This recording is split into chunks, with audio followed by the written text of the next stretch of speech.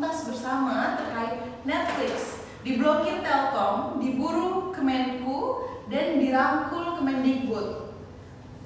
Sudah kita ketahui bersama, sejak awal kehadirannya Netflix terus mendapat tantangan dalam mengembangkan bisnis di Indonesia. Salah satunya pemblokiran oleh Telkom.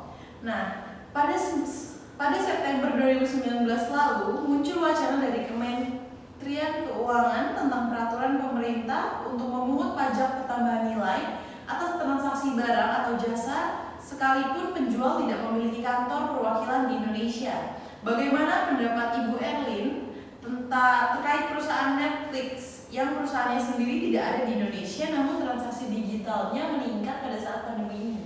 Silakan. Baik, terima kasih Ibu Arum. Jadi seperti yang kita ketahui, selama pandemi dan penerapan physical distancing, Netflix menjadi salah satu aplikasi yang mengalami peningkatan transaksi. Saya selaku Menteri Keuangan akan memberlakukan pajak digital sesuai dengan Perpu Nomor 21 Tahun 2020 sebagai langkah penguatan kehidupan sosial dan stimulus ekonomi dalam menghadapi dampak COVID-19. Baik, terima kasih. Terkait kenaikan pajak ini, saya selaku konsumen dan sekaligus penikmat aplikasi Netflix merasa keberatan karena apakah pajak tersebut berpengaruh terhadap harga langganan Netflix per bulannya? Silakan Ibu Alfia. Terima kasih Bu Arum atas pertanyaannya. Dari pihak Netflix sendiri, kami sih memperkirakan tidak akan ada perubahan untuk rencana bisnis kami di Indonesia ini karena alasannya itu Indonesia kan big market ya. Jadi sudah dipastikan perusahaan kami tidak akan mudah untuk beralih. Lalu yang kedua itu perusahaan kami cenderung tidak akan menaikkan harga karena kami adalah perusahaan dengan skala ekonomi yang lebih mengedepankan volume konsumen dibandingkan dengan keuntungan per transaksi. Jadi kalau menurut kami tidak akan menaikkan harga jika nantinya pemberlakuan pajak benar-benar diterapkan oleh pemerintah. Saya perusahaan dengan kegiatan ekonomi yang besar tidak membayar pajak di Indonesia, Bu. Ya, seperti yang Ibu ketahui kan, jadi pendapatan Netflix itu baru meledak setelah adanya COVID-19 ini kan. Pada tahun 2017 pun saat pertama kali Netflix merintis bisnis kami di Indonesia ini tuh pemasukannya masih sangat sedikit gitu. Orang-orang juga belum mengetahui kan adanya Netflix ini. Terus jadi Netflix ini tuh baru besar pemasukannya itu tahun-tahun ini. Tetapi jika memang pihak Departemen Keuangan ingin memberlakukan pajak pertambahan nilai atau PPN, tentu saja kami akan tunduk pada peraturan yang berlaku di Indonesia. Mengingat kami juga kan istilahnya menumpang lahan gitu lah ya di Indonesia secara kasarnya seperti itu. Tapi hal ini tuh nggak jadi masalah gitu untuk platform kami karena perusahaan kami tercatat berada di zona hijau pada pasar saham global seperti itu. Oke, terima kasih Bu Alfia, dan balik lagi ke Bu Erlin. Untuk pajak digital ini sendiri itu untuk apa ya Bu? Jadi pemungutan pajak diberlakukan untuk menjaga basis pajak di Indonesia seperti di Amerika, dan juga untuk menjaga stabilitas basis pajak barang impor yang tidak berwujud, dan juga untuk jasa platform. Jadi kalau misalnya aplikator tidak mematuhi kebijakan ini, maka Kominfo akan memblokir akses aplikasi Netflix. Seperti itu. Baik, kali ini giliran Kementerian Komunikasi dan Informasi, Ibu Syakila. Apa alasan Ibu Syakila memblokir platform Netflix ini, Bu? Silakan. Ya, terima kasih Bu Arum. Saya di sini sebagai Kementerian Komunikasi dan Informasi menjelaskan kenapa saya memblokir Netflix. Karena menurut saya film-film dan penayangan yang di dalam Netflix ini belum lulus sensor karena kebanyakan adegan-adegan yang ditayangkan adalah adegan-adegan dewasa. Sedangkan para penikmat Netflix sendiri itu masih ada anak-anak di bawah umur ya, Bu Alfia. Jadi di sini saya untuk mencegah hal-hal tersebut terjadi, untuk menghindari di mana anak-anak di bawah umur menonton hal-hal yang seharusnya tidak mereka tonton. Seperti itu. Oke, baik. Silakan Ya, Bu Alfia. kalau menurut saya ya, untuk pernyataan Ibu Syakila tersebut itu tuh sudah kita pikirkan antisipasinya. Jadi di Netflix ini tuh kita punya fitur family friendly yang mana itu tuh paket untuk family. Jadi ada 4 profil. Itu tuh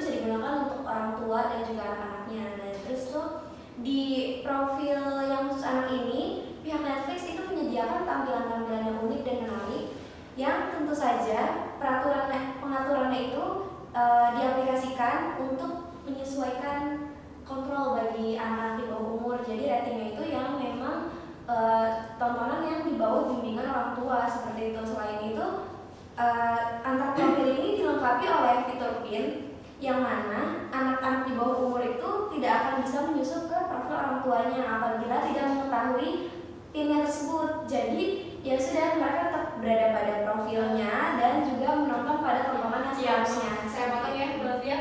Di sini saya menanyakan apakah keamanan tersebut sudah terjamin? Karena bisa kita lihat sekarang kalau anak-anak zaman sekarang itu pintar ya. Dan saya masih bisa banyak melihat kalau misalkan banyak akun-akun Netflix yang ilegal. Itu bagaimana ya? Ya sebenarnya kalau dari akun-akun ilegal seperti itu balik lagi ke Kominfo, bagaimana cara memberantasnya kan? Itu bukan urusan Netflix lagi yang Seharusnya Netflix juga dong, ada hubungannya dengan Netflix. Tidak sih sebenarnya, karena kan itu kebocoran data itu bisa dijaga enkripsinya oleh Kominfo kan, seperti itu. Jadi bukan tanggung jawab kami lagi. Dan apabila kalau misalnya ibu bilang anak-anak Itu makanya sudah saya blokir menikah, Netflix supaya mencegah banyak. ya berarti sebenarnya itu ibu mengambing hitamkan. Oh enggak. Mengambing hitamkan Saya juga Netflix kan, melindungi karena di sini. seharusnya melindungi seperti itu Iya, sih. saya Karena sudah melindungi. karena kalau dari aplikasi kami ya, kami sudah memberikan keamanan gitu yang sesuai dari Netflix sendiri per akun dan per profilnya itu. Oke, maaf sebelumnya di Netflix sendiri itu kan lebih banyak film asing dan seperti yang telah disebutkan banyak adegan-adegan di situ yang tidak pantas untuk dikonsumsi anak di bawah umur. Dan mendengar dari statement Ibu Syakila sendiri, apakah Ibu melarang peredaran film asing di Indonesia? Kalau melarang tentunya tidak ya. Karena kita di sini juga melihat dari Netflix sendiri, kalau misalkan di Netflix ini kebanyakan film dari luar negeri, dan saya di sini merasa terancam dengan adanya kreativitas di dalam negeri. Karena dengan adanya Netflix, kita sebagai warga Indonesia dan film-film Indonesia ini merasa terancam ya. Jadi itu mengalami adanya penurunan dengan film-film Indonesia. Jadi di sini saya untuk Netflixnya jangan dulu di Indonesia, gunakan dulu hasil kreativitas anak Indonesia dulu kalau bisa. Ibu ingat ada yang tanggapi?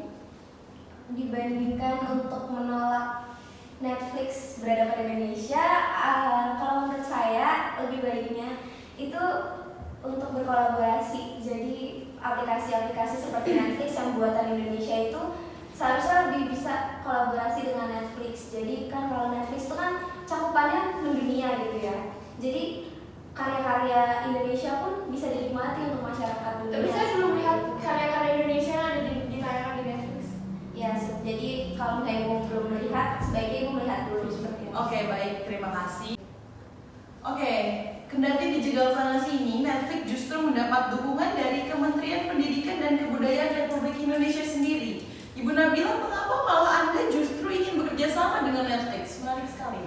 Oke, terima kasih Bu Erin untuk kesempatannya. Jadi untuk kali ini, kalau misalnya saya lihat ya dari beberapa konflik mengenai pajak ataupun dari Kominfo sendiri, sebenarnya dari Netflix sendiri itu sudah memberikan solusi atau berbagai jawaban mengenai pajak. Mereka sudah mengiyakan mengenai konflik yang tadi Ibu jelaskan sendiri, Bu Syakila, mengenai konflik mengenai yang berburu sensor atau yang adegan kurang pantas. Mungkin kita bisa mengambil mengambil pelajaran mungkin dari Netflix sendiri. Justru saya mengapresiasikan Netflix sendiri karena mereka sudah mau berkomitmen dengan kami selaku warga Indonesia, selaku bangsa Indonesia. Mereka berkomitmen kepada kita menginvestasikan senilai $1 juta atau senilai 14 miliar untuk misalnya mengirim dana tersebut itu untuk mengirim insan film Indonesia mengikuti program atau yang bisa disebut script to screen. Terus juga itu diadakan dilaksanakan di Los Angeles, yang mana itu membawa harum nama Indonesia tersendiri, bukan? Dan juga program ini tuh misalnya mengirim beberapa orang penulis naskah film terpilih yang akan diberangkatkan ke sana atau Los Angeles tersendiri. Dan juga saya rasa ya ini tuh membantu meningkatkan kapasitas dan juga membuka potensi yang juga memamerkan budaya Indonesia di tingkat dunia. Dan secara pribadi ya, saya secara personal, Netflix itu merupakan aplikasi atau platform yang internasional. Justru kalau Netflix nggak di Indonesia kita nggak tahu Netflix itu apa, sedangkan Netflix itu sudah menjuarai dunia, di mana-mana pasti sudah. Berarti itu sebagai Kementerian Pendidikan ya. Saya tadi bertanya gimana tanggapannya tentang kreativitas film-film yang ada di Indonesia. Karena tentunya sangat terancam kan, karena kita bisa kita lihat kalau di Netflix ini belum ada film-film Indonesia yang ditayangkan. Justru itu kita sudah merencanakan untuk berembuk. Kenapa baru pas saya blokir baru direncanakan? Ya karena kan Netflix ini baru boomingnya, istilahnya tuh baru akhir-akhir ini kan 2020-2021 ini. Jadi kita juga baru melibatkan, karena juga sebelumnya kita belum tahu nih awal merintis bisnis ini itu tuh bakal sukses di Indonesia apa enggak. Terus ternyata kan sukses. Nah karena udah sukses ini makanya kita mau melibatkan film-film di Indonesia dan kreativitas anak bangsa. Oke, Kat, abis.